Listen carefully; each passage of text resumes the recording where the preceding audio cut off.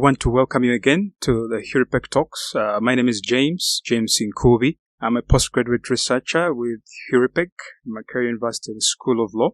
This is yet another exciting episode where we are going to look into the battle of the law and the gun in Uganda, questioning the way forward. With me to discuss this important question is Professor Prof. Mbazira.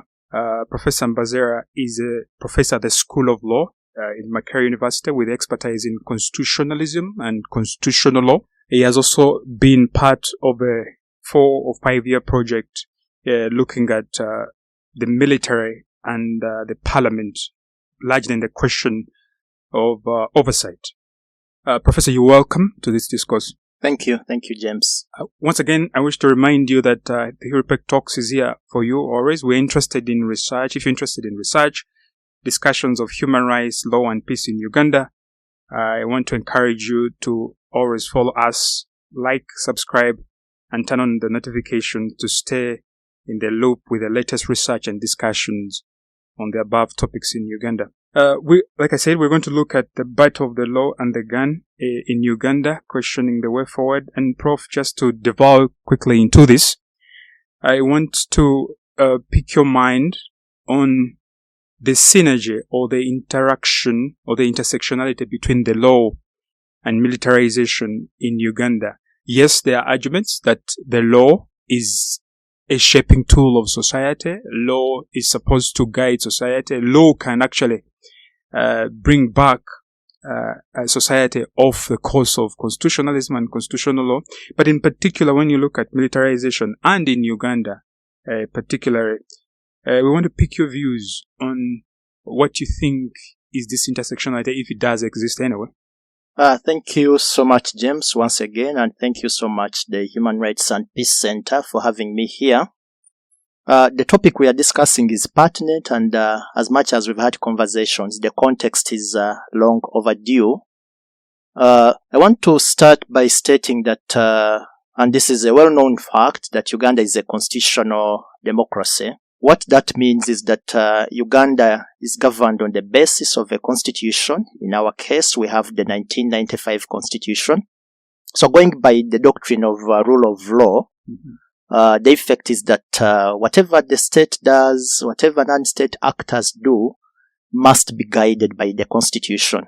But the constitution itself, as is the practice globally, it's not all-encompassing. It gives broad principles, broad doctrines. It sets up structures that have broad powers. In this context, therefore, we have other laws that elaborate the constitution, but which are supposed to be consistent with the constitution. So in a constitutional democracy, we are supposed to be governed by the constitution as well as those laws that I've mentioned. What our constitution does, it sets up a number of institutions, key of which is a legislative institution, which in our case is the Parliament of Uganda, sets up an executive, which is led by a president, and then you have the judiciary.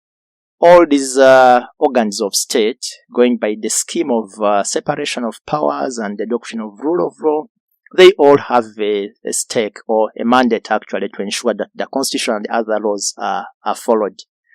Of course, again, all democracies now have a military angle in the sense that they all have a military that constitutionally has the powers to defend the state, especially the territorial integrity. But like everybody else and any other institution, the military is supposed to be subjected to the law and to follow the law. So the military is supposed to follow the constitution, which defines its mandate, which defines its structure. For instance, it indicates who the commander-in-chief is, it indicates who can join the military, etc., etc. So yes, there is that. I could say it's not just an interplay or relationship, but they are part and parcel of the same scheme in a constitutional democracy like we have. Yeah, Prof, but when you look at Uganda, the context has always existed. And I think when you go back to times, which you're going to help us shed a light on, there have always been these arguments on at what point should the law bow to the military? At what point should the military bow to the law? There have been debates that situations come when the law must be suspended to restore sanity in a country. We have had these episodes in our country, in the evolving state formation in this country. What is the genesis of this, Prof? As a principle, we all must bow to the law, irrespective of the circumstances. And whether there are those circumstances where certain special measures are supposed to be taken, the law still envisages that, and it describes procedures, how that is supposed to be done. So, for instance, the law, and in this particular case, the Constitution envisages a state of emergency, where certain legal processes are supposed to be suspended. The procedures are clearly detailed. It's supposed to be authorized by Parliament, and even then, it is not without any restrictions. For instance, there are certain rights that you cannot suspend, like the right to a free and fair trial. Fair trial rights cannot be suspended, habeas corpus, etc. But whether that's what happens in practice is different. Now, in the case of Uganda, when you look at what has happened historically, what is happening now, we've had so many incidents where the military and the military ways of doing things are done in ways that do not follow the Constitution, or where we say that in some cases the rights in the Constitution, for instance, or procedures of accountability, procedures of oversight are ignored.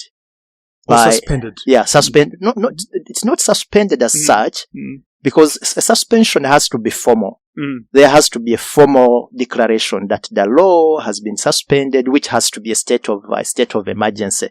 What we've seen in some contexts is outright impunity, if I could call it that, right, where the law is simply overlooked. Things are done like as if the law does not exist, and many times the military gets away with it. So that's where we are. And to tag that, of course, why I say suspended, when you look at the revolution, particularly the Amin era, the General Idi Amin era, 1971, you could see that he basically relied on the law to make all these modifications in the Constitution, to suspend particular chapters of the Constitution. But you could see that he was using the law to take away part of the Constitution. He was using the law to navigate and implant and breed and actually grow a military regime, which of course has been unprecedented in the history of this country.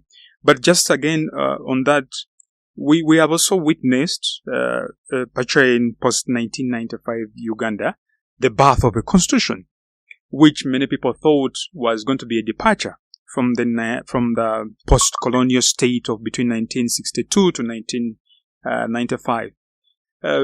And the hopes were high. This constitution was applauded as one of probably the best in Africa at the time, because largely of particular articles within there that actually subordinated the military to civilian authorities. Professor, break down this aspect of subordination to civilian authorities. At what point, because we're looking at here a regime which had come as a guerrilla regime, it is taking over power, it becomes a state, it becomes a government, and the Constitution is telling them that yes, you have power, but look, that power must be subordinated to the civilian. In context, what is subordination in the truest sense of the word? We cannot exhaustively examine this question if we don't understand the history. And one of the unfortunate things that our legal history has produced is some form of legal quagmire, if I could call it that, where at one point in time, the judiciary actually endorsed an unconstitutional change of government. As I mentioned, in a democracy that is run under a constitution, we are supposed to follow the constitution. Whether there is a change of political power, it is supposed to be done in accordance with the constitution. Yes. What has happened in Uganda, and this is what has been described as the 1966 crisis, where we saw a group at the time that was controlling political power. That was controlling military power, actually used the military to override the constitution. And unfortunately, the court, and this is in the famous case of ex parte Matovu, the court has said that if there is an unconstitutional change that effectively brings into place a new political order, then that becomes legitimate. So that's what exactly Amin did. So legally, what Amin did to suspend the Constitution 1971 was legitimate, according to the court, because he brought into place a new constitutional order, which has been problematic over the years. But when one looks at what is in the Constitution, as I mentioned, whatever the military does is supposed to account, first of all, to Parliament, because Parliament has has an oversight role to monitor and accountability. Yes, exactly, to monitor and ensure there is accountability by all organs and agencies of the state, to ensure that these agencies, organs, but also individuals, whatever they do is done in accordance with the Constitution. There is a full chapter on the military in the Constitution, which defines its role, which defines its functions, although not as elaborate as it is done in the UPDF Act. But in practice, we've seen instances where this law has not been adhered to by the military.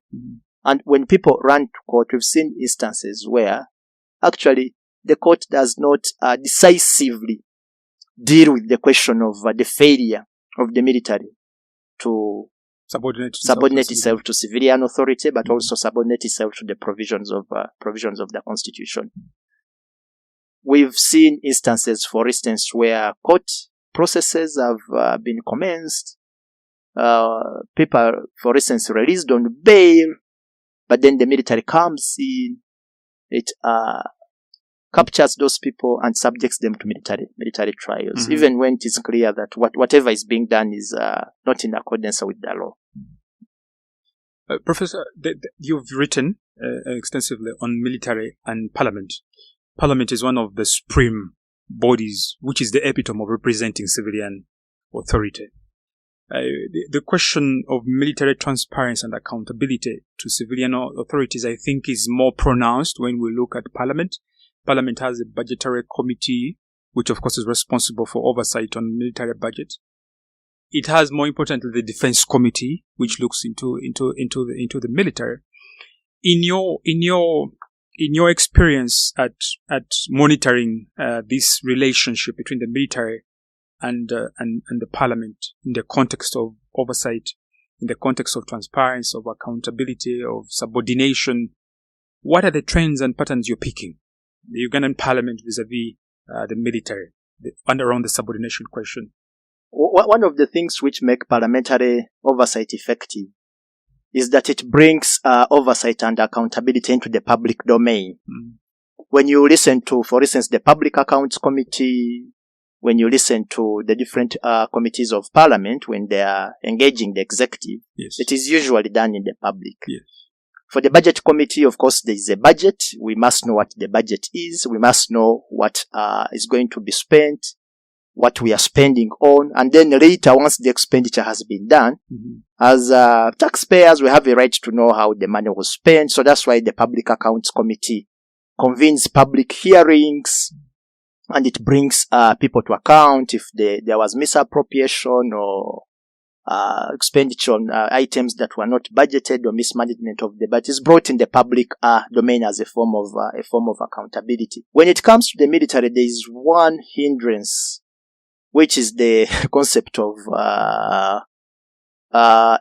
classified expenditure. Yes. Because classified expenditure is not brought in the public domain. So it is very easy for one to say this was classified and we cannot discuss it.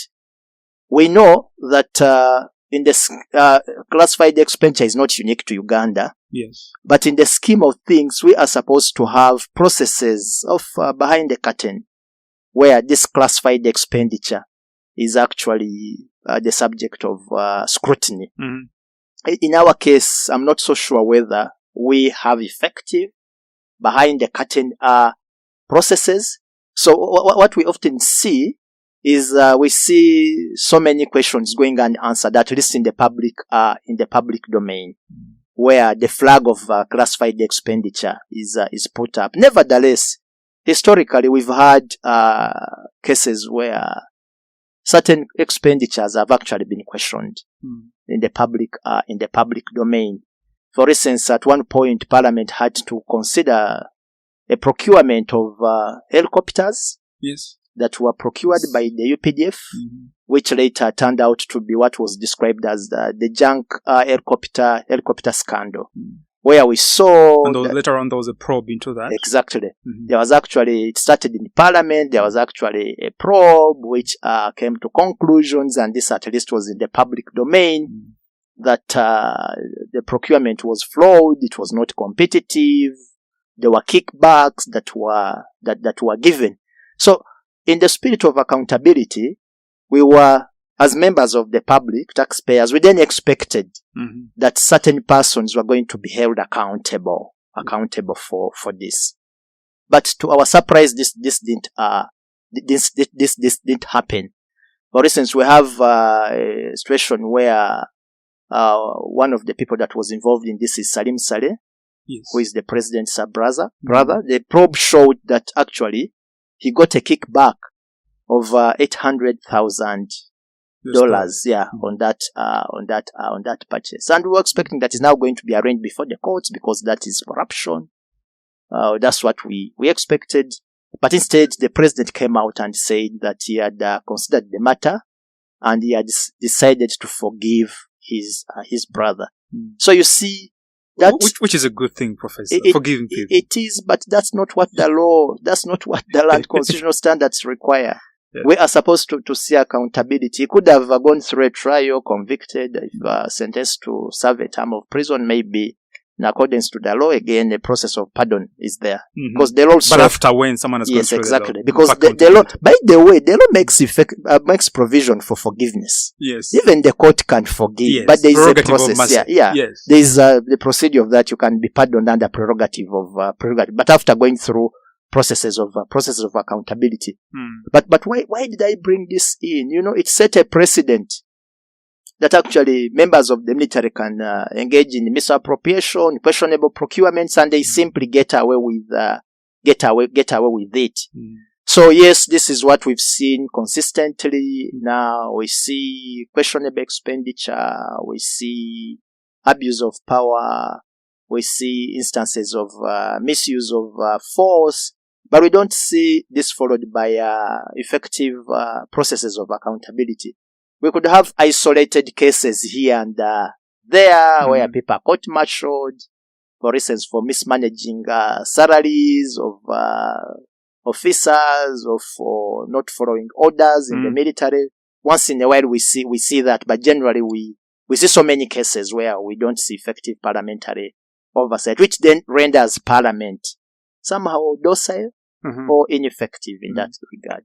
And where did we go wrong? Is it the law? The law is not strong enough. It doesn't give the Parliament enough powers to take critical, biting decision. Is it a culture of impunity? Where did we go wrong in putting these institutions there to preside over military expenditure oversight, and then all of a sudden they aren't working? In my view, it's a combination of two things. First of all is the culture, which is historical. The culture? The political culture. Okay. One of the elements of our political culture is that the military plays a key role in ensuring who ascends to political power and who holds on to that political power. So it's an and eventually who leaves. Exactly. We've seen this from the colonial times as much as historically the colonial state in some cases was signing agreements, but in most cases it was military force, King African Rifle, that was used to ensure that the colonial state gains dominance over traditional societies and communities. Post-independence, yes, we see a constitution adopted, the 1962 constitution, but it only operated for a few years rather, I think 1962. By 1963, 64, things were crumbling. And by 1966, the independence constitution was abrogated. And what then was used as an instrument to hold on to political power from 1966 was actually the military. Yes. Where we saw the military surround parliament, a pigeonhole constitution is adopted, and then the court says that is okay according to the law. A new order has come into place. So we've seen that culture.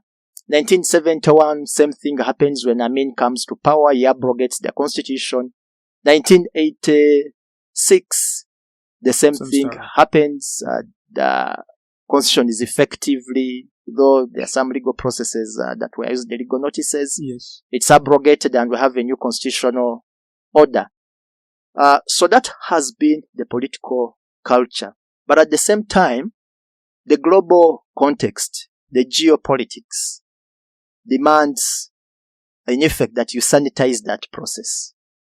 Because the outside world... Sanitization, what do you mean? Which process? The outside world, the process of abrogating the constitution. Okay. Because the outside world, including international agencies, are not going to deal with you unless you demonstrate in some ways that you're actually a constitutional democracy. That you're clean. Exactly. So you are forced to have a constitution, a formal document. So the constitutional process now is a cleansing process. Exactly, of some sort. You must have a constitution which defines the traditional organs of state, which makes provision for oversight.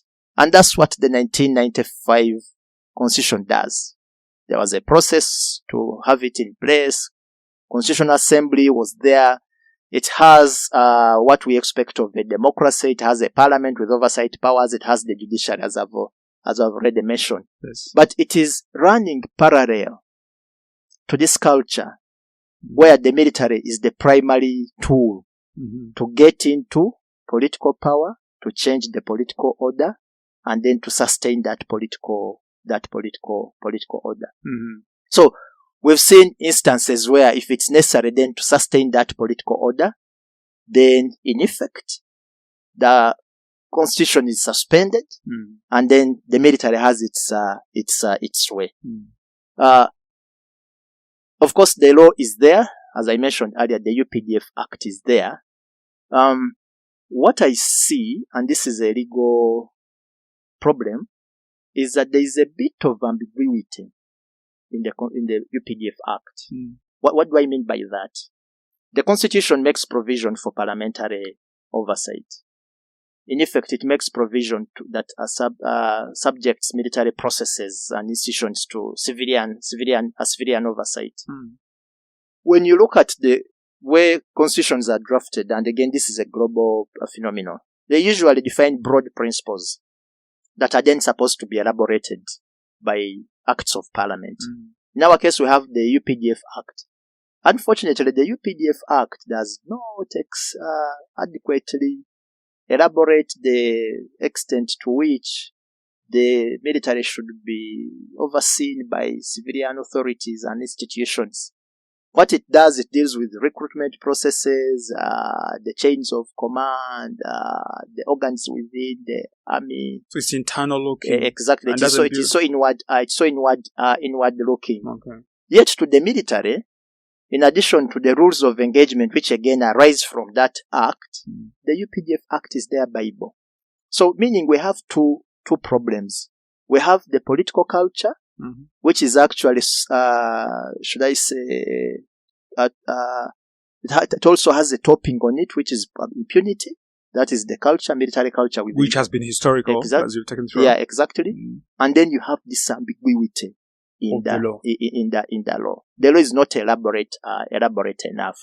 For instance, when you look at the UPDF Act, it deals with the issues of discipline, structures of how to try and hold members of the force accountable if they don't follow rules of engagement or if they commit certain offenses. But again, this is inward. So to me, it's a twin problem, and we have to deal with both. Yes. And when you look at, in following up to that, we have seen, I think for the past 2 decades or so, the military operates in the country going beyond what you could ideally accept. We have seen the military going into agriculture, the military is into fisheries, the military is into guarding examinations at primary level, at secondary level. The military is into wildlife. Practically every sector, almost, there is a military. We're talking about here sectors, development sectors of which have been hitherto civilian spaces, civilian spheres of operation.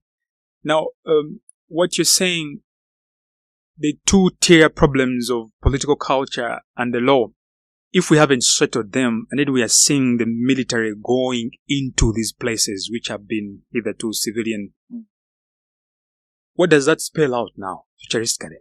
What you are describing is the concept of militarization. Yes. It has been the subject of debate for so many decades now. Mm-hmm. The question of should the military be involved, and that's just one element of it. Should the military be involved in civilian processes? Should the military be involved in managing civilian institutions? In development sector. Yeah, exactly. After all, it's efficient, it's effective. Should it be involved in a development sector? This is a debate that has been running for so many years with different dimensions. And what emerges out of it is that there are certain circumstances where it is not only necessary, but it's also socially, politically, and economically legitimate to have the military run what are supposed to be civilian functions. And circumstances of that nature include situations where, for instance, a state is in transition after so many years of conflict, for instance, which could be civil war or like, for example, in northern Uganda? Exactly. Civil war? Or even Uganda. Yeah, Uganda went through a civil war, for instance, from 1980, 81 up to 86. Then later we see that it changes its dimension, but the civil war continues. We've seen so many countries where there has been a total breakdown of the civilian institution because of war, because of conflict. In such circumstances, if we are in transition and we need to rebuild the state, it may be justifiable that actually the military is involved in rebuilding the institutions, and then once they are functional, the military should withdraw. So in our case, 1986, when the NRM comes to power, the state institutions are in a complete state of decay and they are non-functional. Yes. And the military then comes in and it plays different roles in rebuilding those institutions. I think those are a very interesting example in northern Uganda where practically the civilian police was down. Exactly. Because when the UPDF was fighting the Lord's Resistance Army, the police institution, the police stations, all of them had to be merged and had to be into the military. Exactly. So you could go to northern Uganda, you couldn't find any police station. It was a total breakdown of civilian policing. Yeah, but you see that is supposed to be transitional. And once the civilian institutions have been re-empowered, their capacity enhanced, and they are in position to act effectively, then the military is supposed to withdraw. Now, what we've seen in Uganda is that we had a stage in history after 1986, countrywide, and then with LRA later isolated to northern Uganda where there was that breakdown, and we saw a process of rebuilding. But again, we've seen a process of dismantling or effectively rendering the civilian institutions ineffective. The ones being built. Exactly. Among others, by underfunding. Okay. The institutions are not properly underfunded. Among others, by politicizing the institution, for instance, politicizing the appointment. We've seen that happen in the police, for instance, which then justifies the intervention of the army. So we've seen the army intervene in policing. We've seen the army intervene in fishing. We've seen the army intervene in conservation, and the justification is that the institutions that serve the constitutional mandate to do so are ineffective. But they have been rendered ineffective, by the system. Yeah, by the system. So you malnourished children. Exactly. So it's by the same parents. It's like a permanent transition. We are in a permanent transition. So that's where militarization has become a problem then in the context of Uganda. But there is no state in the world that has had to deal with the breakdown of a political system without some form of militarization. I could tell you that during such times where there is conflict and things have broken down, one of the most effective and most organized institutions becomes the military. I could tell you that actually the Ukrainian military could be more organized now than it was before the invasion by Russia. Yeah. So meaning, it's able to build itself. But once the war has ended, it's supposed to support the reconstruction process and then hand over to civilian processes, and then subject itself to civilian oversight. So the presumption here, Professor, is that the military would be well-meaning. Yes. And that it will know that once our stay in the civilian paces is over, we are going to retreat back into the barracks. Sure. But this presumption is rebuttable. Sure. Depending on what particular military you're talking about. Sure. You're saying the UPDF has not clearly come out to be this well-meaning and good-spirited. In our case, at some point, we saw a retreat. And then later, we are now seeing that actually the military is coming back. We now have the military in agriculture. We have the military in policing, as I said. We have the military in conservation. We have the military in fishing. At some point, we saw the military get involved in national identification processes. Yes. But again, Professor, there's been this discourse that the military I think it's also related to what you're saying, that the military must come in to curb some illegalities. When you look at Uganda now, with some of the emerging crimes being committed, they are more or less have a military touch to it. They have a tactical training to it. They have sophisticated weaponry to it, which is not really in the domain of the police in terms of training, in terms of equipment, in terms of tactic.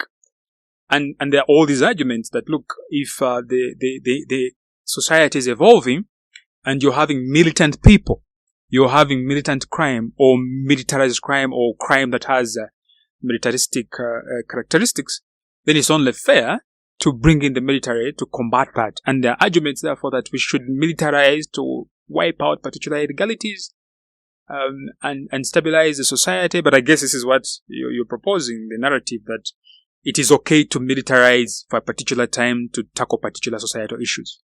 It's okay, as I said, during times of transition. Okay, you're restricting yourself to transition. Yes, in our case, could it be transition in the context of peace when a country is transitioning? Exactly. Okay. One could even attach it to transitional justice, for instance. I've had that argument, militarized crime. I don't know what that means, because crime has always been a crime. And the police should be properly trained. For instance, I know that one of the most heinous crimes now that one could say is actually, it indicates some form of militarized crime, is terrorism. But yes, police forces all over the world are trained, and they have special units to deal with terrorism, for instance.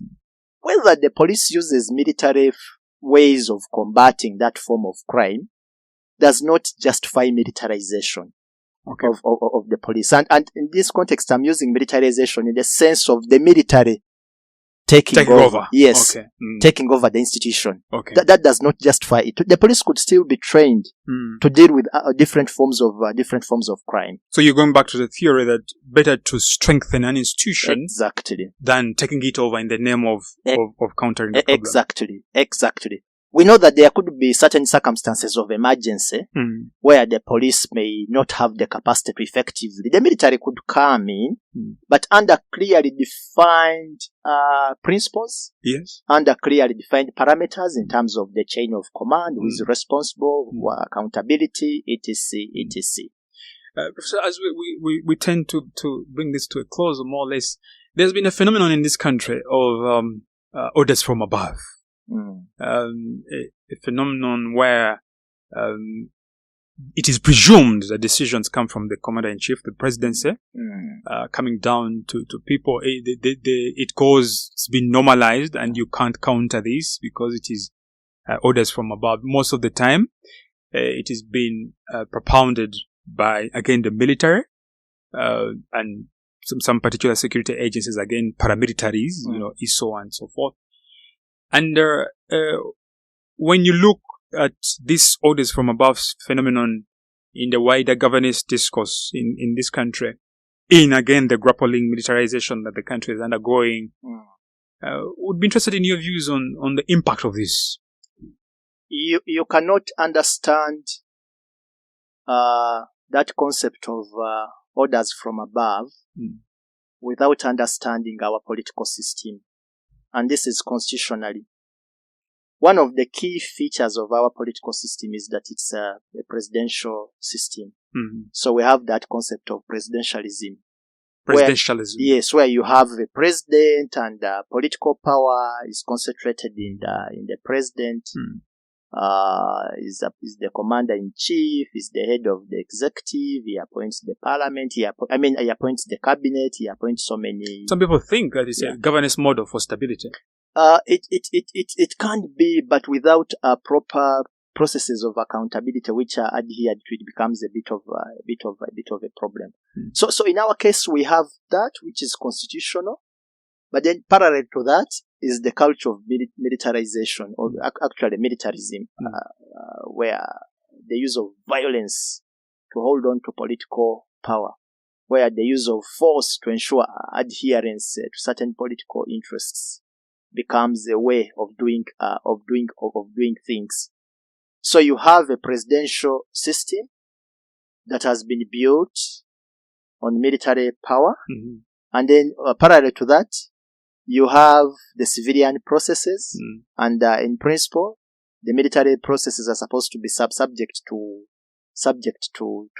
be overseen by the civilian processes. But because of the culture that I talked about, political culture, then it becomes a bit of it becomes problematic for one to effectively subject military processes where the element of orders from above. Because when orders from above come through because of the political culture, it's like those that are executing those orders see it as part of a military chain of command, for instance. And their rules of engagement then is to actually implement that order, even if the order is unconstitutional. Yes. Even if the order runs contrary to the law. So that's the quagmire, as I mentioned earlier. The law, the political culture becomes an interesting mix that is problematic. So clearly, Professor, the battle of the law and the gun in Uganda continues. It does. How do we disentangle ourselves from this going forward? We need to do two things. Yes. We need to deal with the law, remove the ambiguities that I mentioned in the law. The UPDF Act, for instance, when it comes to civilian accountability and oversight, needs to be more elaborate than it is. Needs to be more elaborate than it is. But as we deal with that, parallel to that, we also have to deal with the problem of the culture. Culture of militarism, militarization, impunity, etc. And how do we deal with that? Because it's now embedded in society. We have even glorified it. People put on military fatigue and they feel they're military. The opposition, some political parties are dressing like military. It is permeated all over. How do we deal with that? Once you remove the ambiguity in the law, and then you strengthen the institutions that are supposed to implement the law, including the judiciary, but also the parliamentary processes and other levels of accountability, then you are able to use the law to actually slowly dismantle that culture. It is not something that can happen overnight. I'm not saying it is something that can happen in 6 months. It may not happen in 6 months. It may not happen. But at least there should be deliberate efforts taken to demilitarize. It may not happen in 5, 10 years. But when we deal with it, we should be able to see a difference. A very interesting recent gesture is what has been done with respect to elections which were botched recently because of election violence perpetrated by people that have some military training or that are attached to the security agencies, and we see that some of them have been arraigned in courts of law. I want to thank you very much, Professor, for joining us for this discussion. Once again, this is HURIPEC Talks, and the discussion continues. Kindly look up this podcast, loping into the latest research, the latest discussions on this. Like and subscribe to this, and you'll get a notification when our next podcast comes up. We want to thank you for listening. Makerere, Makerere, we build for the future, the great Makerere, great, great and mighty, the walls are ours.